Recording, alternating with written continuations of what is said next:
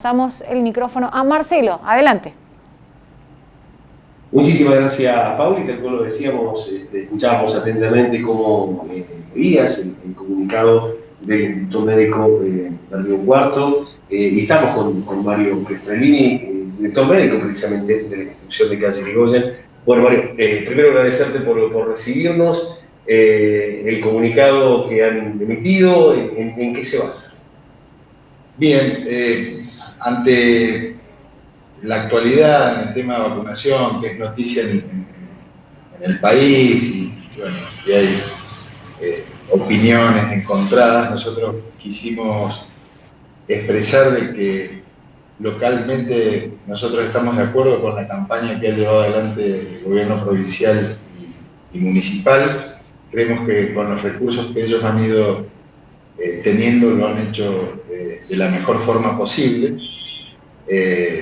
Pero no obstante esto, viendo hacia adelante, nosotros queremos aportar nuestra solicitud o nuestra observación de que tenemos un porcentaje nada más de vacunados en nuestro equipo de salud y nosotros tenemos una alta probabilidad de enfrentarnos a una segunda pico de casos y en ese caso nosotros requerimos y necesitamos que el 100% del personal de salud esté vacunado, porque necesitamos que ni un solo miembro del equipo de salud caiga o esté ausente laboralmente.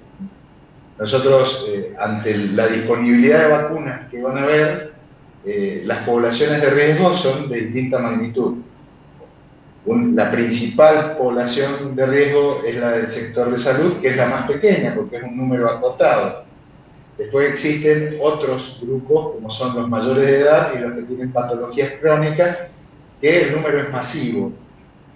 Si nosotros analizamos que vamos a gastar un número parcial de vacunas de esa población, es como que no vamos a evitar de que pueda haber saturación de los servicios nuevamente. Entonces, yo creo que se debería priorizar al sector de salud para vacunarlos y que estemos preparados para lo que venga. Y una vez que el sector de salud esté vacunado, sí priorizar a los distintos grupos de riesgo que son, bueno, como dije, según la edad, enfermedades crónicas, los equipos de seguridad, educación y un montón de prioridades que pueda tener el Ministerio de Salud. Mario, no solamente Juan Frío de la mirada en este caso, como director médico del instituto, que sí hizo precisamente el comunicado, pero también son representantes de la agrupación senatorial Río Cuarto. ¿Cómo está hoy la ciudad? Digo, porque ha sido una quincena, para decirlo de alguna manera, donde ha habido una marcada irregularidad en cuanto a lo que se conoce de carga de datos, que 5, que 30, que 50, que 20. ¿Cuál es la foto hoy de las instituciones de Río Cuarto? ¿Cómo están de camas? ¿Cómo están trabajando en este momento? El panorama sanitario y el panorama epidemiológico es parejo en el país. Desde el punto de vista epidemiológico, ha habido un número constante que ha oscilado entre los 6.000, 7.000, 10.000, picos de 12.000, que son un 50 o un 40% o un 30% de los picos máximos agosto-octubre. Eso implica que permanentemente hay una carga de casos y de camas que se van ocupando, que es muy inferior a la de la fecha de pico. Sanitariamente, por otro lado, nosotros tenemos sectores COVID que lo hemos achicado en número, que lo hemos adecuado a los sectores de aislamiento a este número diario de camas que necesitamos ocupar, pero por otro lado vemos que el hecho de que en el país el tema del distanciamiento y la movilidad está liberado, ha sido un periodo vacacional, empiezan a surgir las patologías habituales que la cuarentena los tenía controladas, que son los accidentes, las infecciones, las cuestiones relacionadas a enfermedades del estrés, cardiovasculares, respiratorias. Entonces nosotros tenemos instituciones que siguen estando llenas, pero con un porcentaje distinto a la época de la pandemia. En la pandemia teníamos un 95-98% de camas ocupadas, pero casos ligados al COVID y muy pocas a patología general, y hoy en día eso se invierte, pero lo que nosotros tenemos que ver es que la ocupación de camas sigue siendo alta en general. Y si vamos a enfrentar un nuevo pico, bueno, tenemos que tener un uso muy eficiente de nuestro equipo de salud. Y por eso estamos haciendo hincapié, y creo que desde el gobierno y desde epidemiología eso lo están teniendo en claro, y en estos días que vienen lo vamos a ir resolviendo seguramente. Sí, Pauli, te escucho. En el comunicado hacían referencia a la posibilidad, y lo volvió a decir Mario recién, de la segunda ola. ¿Para cuándo prevén que se dé esta segunda ola en la ciudad de Río Cuarto? Bueno, nos preguntan el estudio, el comunicado, respecto al comunicado y a la nueva ola, o la posibilidad de un incremento de casos. ¿Cuándo lo prevén en Río Cuarto? ¿Están teniendo alguna información con los epidemiólogos, con la Asociación Sanatorial? Nosotros estamos en permanente contacto con el doctor Stefanini, y nosotros, bueno, tenemos información de cómo van apareciendo el número de casos diarios. Por ahí el número de casos diarios es orientativo y nos va diciendo que de a poco van aumentando, y es lógico porque hay movimientos de gente y porque el plan de vacunación es incipiente. Tal vez los números de casos no sean tantos porque existe una inmunidad natural de muchas personas que se han contagiado en la época del primer pico, pero esa inmunidad empieza a decrecer, y en un contexto de no cuarentena empiezan a haber contactos, y es lógico que esos números empiecen a aumentar. El número general es importante porque uno lo tiene como referencia y decir, bueno, están aumentando los casos, pero después uno se tiene que referenciar a lo que pasa localmente y en cada ciudad y en cada pueblo, porque de ahí es donde uno empieza a ocupar camas. Pueden haber localidades que tienen un brote y tienen geriátricos y tienen una población y tienen un alto número de casos en booster o en grupo, y hay que darle solución, y por ahí a lo mejor el número general no ha aumentado mucho, pero uno tiene que atender puntualmente a esas poblaciones.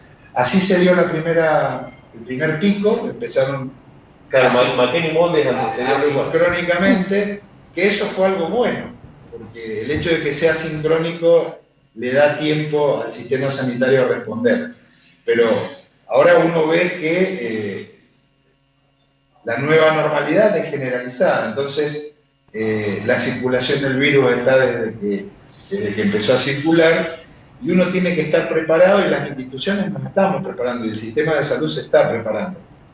Como ya lo dije en algunos otros reportajes, el sistema de salud es distinto al que va a atender el que atendió al primer golpe de la pandemia. Acá nos va a encontrar con gente experimentada, o sea, veteranos de guerra, que saben qué hacer y qué no hacer. Muchos van a estar inmunizados naturalmente porque recibieron la vacuna. Vamos a tener PCR y vamos a tener test rápidos de diagnóstico LAMP en el hospital, que eso nos va a dar una posibilidad de que los sospechosos sean sospechosos por un muy corto lapso, entonces uno los va a poder destinar rápidamente a aislamiento o a zonas no COVID. Entonces ese aclaramiento de camas va a hacer que seamos más eficientes. Pero vuelvo a repetir, creo que ante la disponibilidad de las vacunas que existan y las que vayan entrando, es mucho más eficiente tener un equipo de salud al 100% vacunado, y no hablo solamente de los médicos, los técnicos, los enfermeros, sino las secretarias, los que hacen seguridad en la puerta, los que hacen recepción. Todo el equipo de salud es administrativo y efector.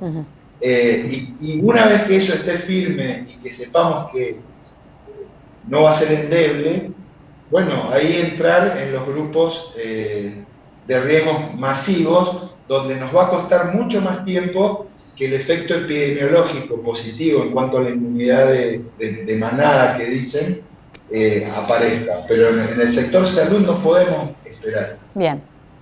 Sí, Paulo.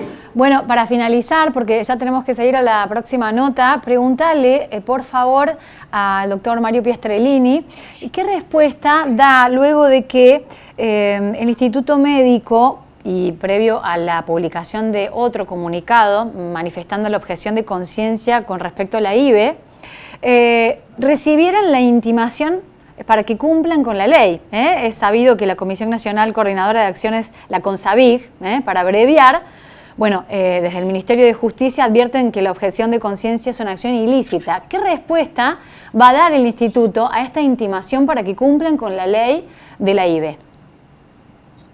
Nos preguntan en el estudio si hay ya una definición respecto a qué respuesta se le va a dar a la intimación del Ministerio de Justicia con el tema de la IVE.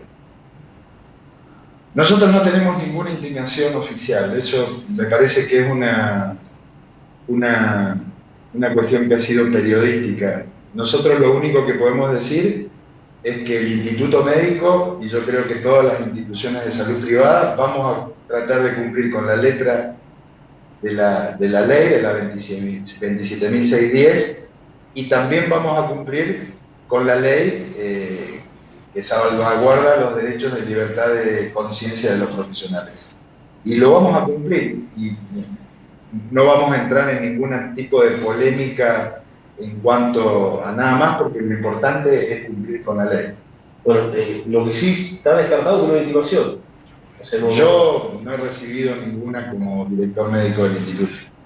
Bueno, la aclaración hecha a Pauli también de esta situación, conocido el caso también de objeción de conciencia sobre la problemática. Perfecto, el agradecimiento a Mario Piastrellini. Entonces, gracias, Marce.